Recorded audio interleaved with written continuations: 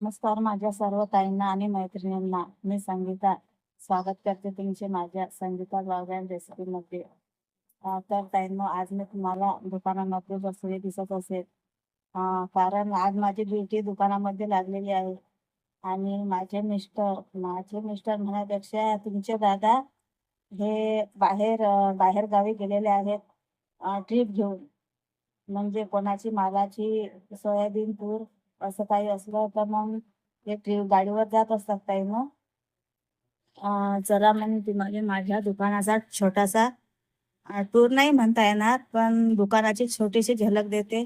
आणि लवकरच तुमच्यासाठी दुकानाचा आणि घराचा सुद्धा होम टूर घेऊन येईल. तर हे आहे ताईंनो माझे दुकान, बघू शकता.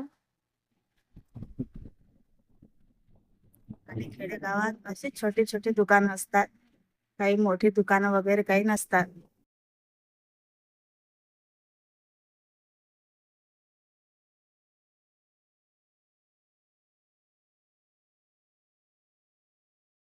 च्या बाहेरची हे गल्ली आहे आणि रोडच माझं दुकान आहे ताईंनो.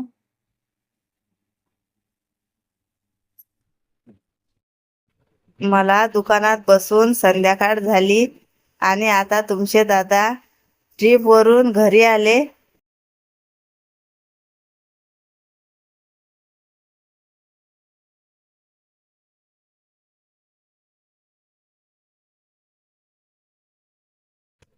आणि तोपर्यंत संध्याकाळ सुद्धा झाली होती. त्यास आणि मंदिरातल्या वाता सुद्धा संपल्या होत्या, म्हणून थोड्याशा वाताही करून घेतल्या आणि नंतर देवपूजेला सुरुवात केली.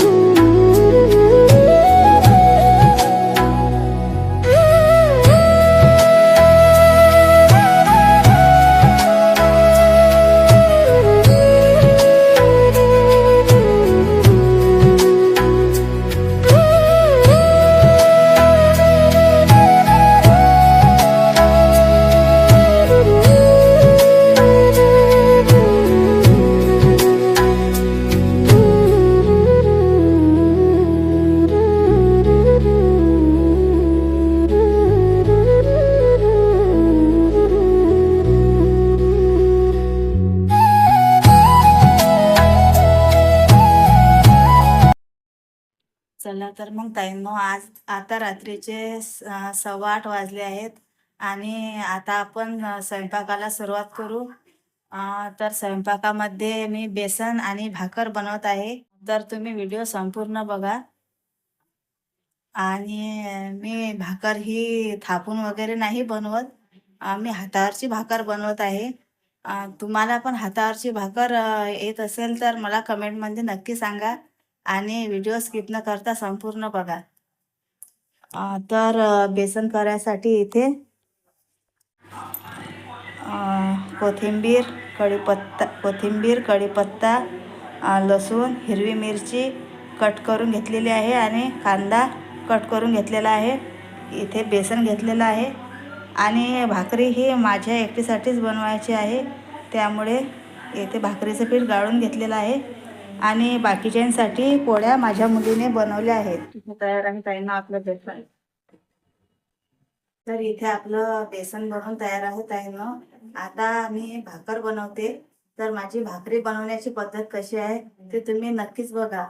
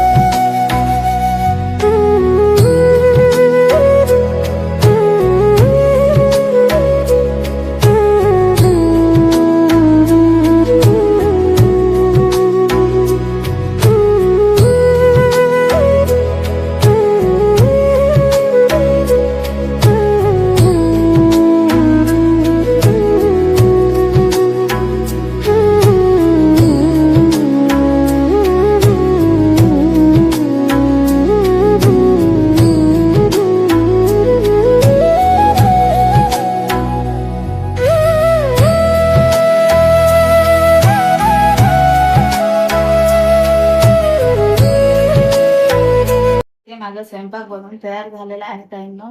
आता मस्त आम्ही जेवण करून घेतो आणि व्हिडिओ सुद्धा इथेच एंड करते. भेटू उद्याच्या नवीन व्हिडिओ.